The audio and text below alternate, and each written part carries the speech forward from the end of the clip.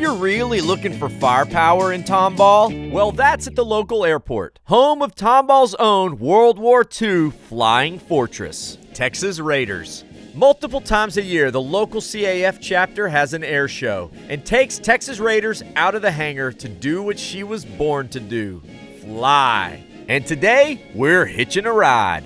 Okay, so this is Don Price. He's the wing leader of the Commemorative Air Force Gulf Coast Wing.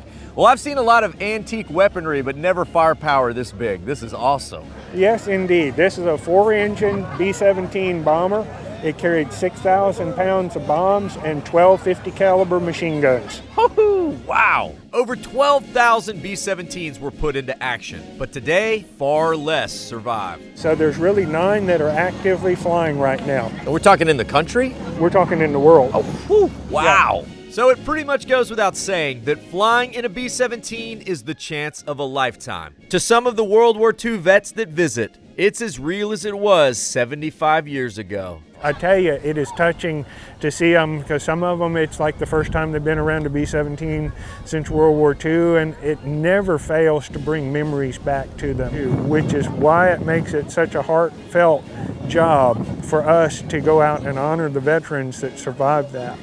It took a crew of 10 to fly a B-17. Pilots on top, bombardier in the nose, and gunners in the tail, on the sides, and even underneath. Can you imagine hanging underneath the plane in a rotating ball, shooting anything that's coming at you? Just not throwing up would be hard enough. And to not throw up and shoot all the German planes that are attacking you? Crazy. You know, my grandfather was a plane mechanic during World War II in England, and I would love to have him here to tell me how all this stuff worked. I could spend hours just exploring this plane, but they tell me it's time to fly. And the CAF crew already knows me too well, as they've got me a flight suit. Our mission awaits, so after a quick briefing, we board.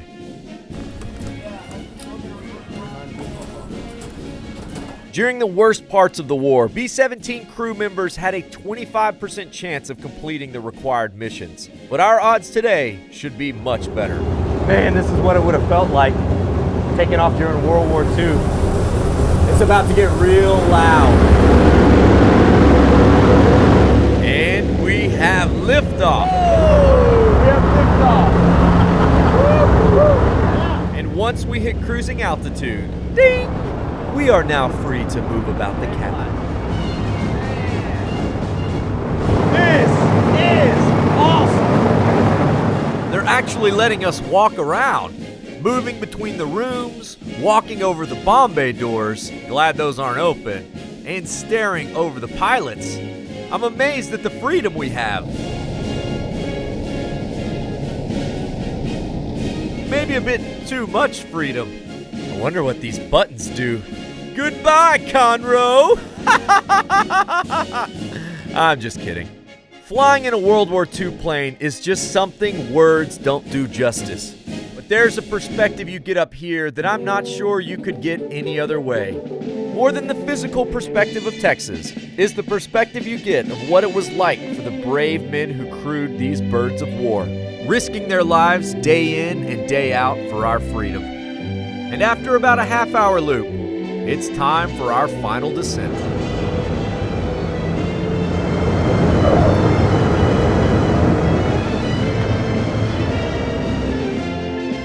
Oh man, that was awesome.